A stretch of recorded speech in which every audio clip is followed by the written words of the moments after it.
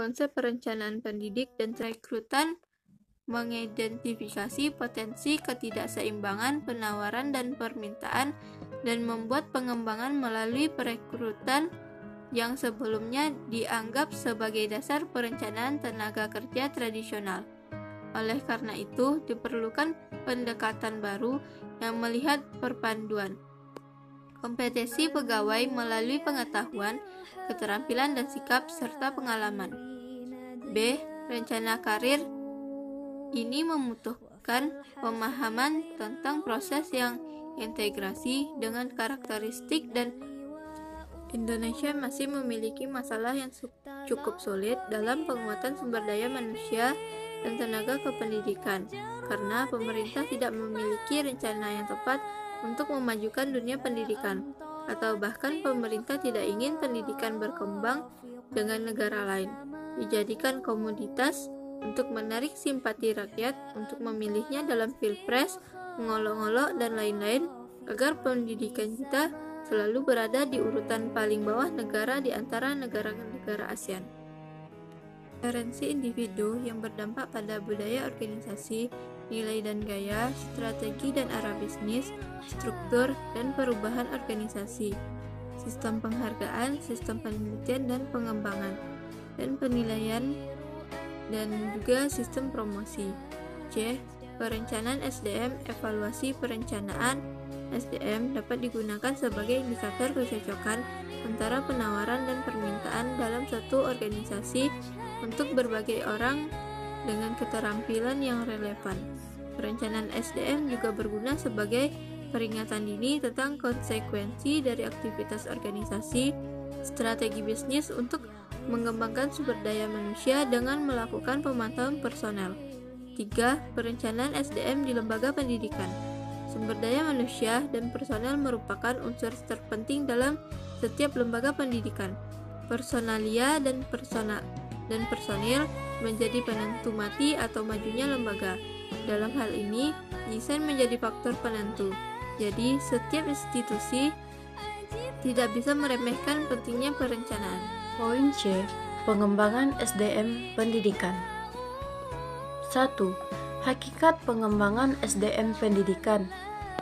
Pada kenyataannya, manusia dan organisasi merupakan wadah pewujudan hakikat manusia dan pemenuhan kebutuhan manusia yang memiliki hubungan yang sangat kuat, hubungan antara manusia dan organisasi. Manusia membutuhkan organisasi dan organisasi membutuhkan organisasi manusia. Organisasi tidak dapat berfungsi tanpa manusia, yang mana manusia mengatur diri mereka sendiri sesuai dengan kebutuhan mereka. 2. Makna pengembangan SDM. Menurut Simanjuntak tahun 1985, ada dua jenis konsep sumber daya. Yang pertama, tingkat kualitas kerja yang diperlihatkan oleh seseorang yang berpartisipasi dalam proses produksi. 2. Makna pengembangan SDM. Menurut Simanjuntak 1985, ada dua jenis konsep sumber daya manusia, yaitu pertama, tingkat kualitas kerja yang diperlihatkan oleh seseorang yang berpartisipasi dalam proses produksi untuk menghasilkan barang atau jasa. Kedua, orang yang memiliki kapasitas tenaga kerja untuk menghasilkan output produksi, baik barang maupun jasa. Pengertian pertama dan kedua, penggunaan keterampilan dalam proses pembangunan nasional dan dalam proses produksi merupakan indikator terpenting dari proses pengembangan pribadi. Ini berarti bahwa semua tindakan untuk meningkatkan kompetensi disertakan dalam pekerjaan pengembangan personel jika menyangkut penggunaannya dalam proses pengembangan atau produksi. A. Tujuan elemen pelatihan adalah untuk mengidentifikasi teknik dan strategi perubahan perilaku yang relevan. B. Unsur pembelajaran bertujuan untuk menggambarkan interaksi antara individu dengan lingkungan. C. Unsur pembangunan dimaksudkan sebagai suatu proses berangsur-angsur mengubah suatu keadaan. D. Program perencanaan tenaga kependidikan. Yang pertama, supply planning merupakan sebuah sistem terkoordinasi yang terdiri dari SDM, organisasi, informasi, aktivitas, dan sumber daya lainnya. Perencanaan kepegawaian memiliki banyak keunggulan. Salah satunya adalah penentuan posisi. Posisi tenaga kerja, keterampilan, dan pengetahuan karyawan. Seseorang yang bekerja atau telah bekerja harus membuat keputusan yang berhasil. Yang B. Menentukan kebutuhan tenaga kerja. Ada dua pendekatan untuk memprediksi kebutuhan tenaga kerja, yaitu yang pertama, analisis beban kerja. Ini adalah penentuan jumlah pekerja yang dibutuhkan untuk menyelesaikan sejumlah pekerjaan tertentu, atau menentukan beban kerja dalam jam kerja. Kedua, analisis kebutuhan tenaga kerja.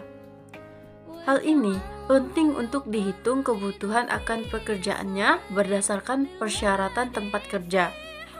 Persyaratan personel didasarkan pada informasi tentang faktor internal dan eksternal perusahaan. Adapun faktor internal dan eksternalnya adalah: yang pertama, volume produk; yang kedua, perakiraan bisnis; yang ketiga, ekspansi organisasi atau perusahaan; keempat, perkembangan teknologi; kelima, tingkat permintaan dan penawaran pekerjaan; keenam, merencanakan pekerjaan karyawan. Poin 2, pengembangan SDM melalui pendidikan. A. Makna pendidikan dalam pengembangan SDM. Menurut Budiono, tahun 1992, pendidikan yang diberikan juga harus memberikan keterampilan dan kemampuan untuk melakukan pekerjaan tertentu yang diperlukan untuk berpartisipasi dalam pembangunan. Program tersebut harus dilaksanakan sesuai dengan kebutuhan dan upaya yang mengarah pada pencegahan berbagai perubahan yang terjadi di masa sekarang maupun di masa yang akan datang.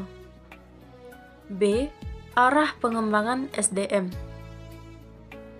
Menurut Forgati, tahun 1991, unsur moralitas dibangun melalui proses kompleks yang mengutamakan pembentukan sikap yang berkaitan dengan norma dan nilai. Unsur ini juga dapat dijalin melalui muatan mata pelajaran yang berbeda. Tidak harus menjadi mata pelajaran tersendiri dalam kurikulum. Dari sisi peningkatan kualitas sumber daya manusia, tujuan pembangunan adalah menjadikan penduduk negeri ini kreatif, unggul, dan mampu mengembangkan ilmu pengetahuan, teknologi, dan seni, dan moralitas. Kreativitas sangat penting untuk kelangsungan hidup dan tidak rentan terhadap kesulitan. Dengan bantuan kreativitas, seseorang menjadi dinamis dan mampu menemukan solusi positif atas kesulitan atau masalah. Poin C. Peran pendidikan dalam meningkatkan SDM.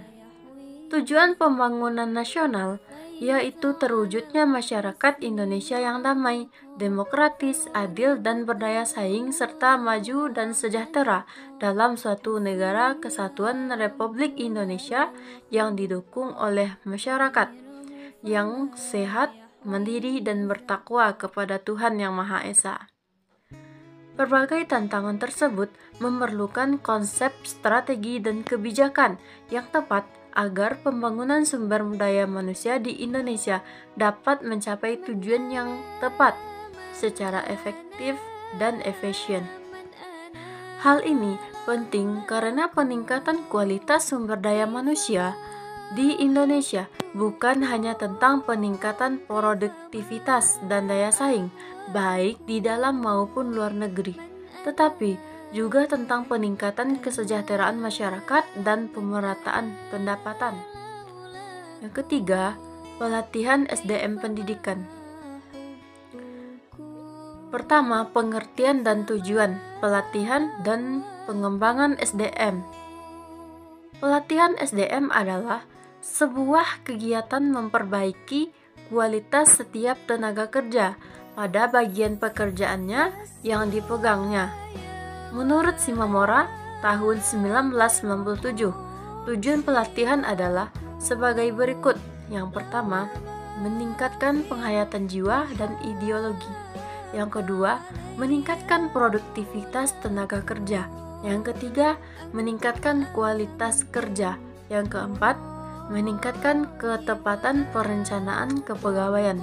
Yang kelima, peningkatan sikap moral dan semangat kerja.